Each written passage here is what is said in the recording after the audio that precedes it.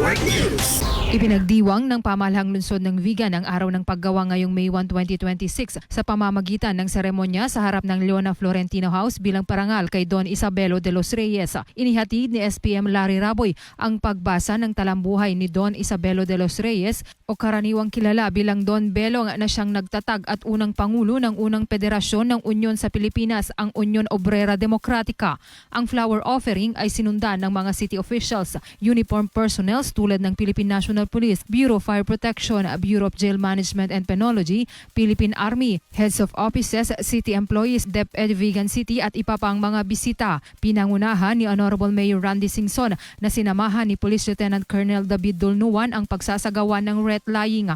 Ang pagdiriwang ay bahagi ng paglulunsad ng Viva Vigan Binatbatan Festival of the Arts 2026. Mula dito sa IFM Vigan, Idol Joyce Vasquez, Tatak, RMN. RMN Network News.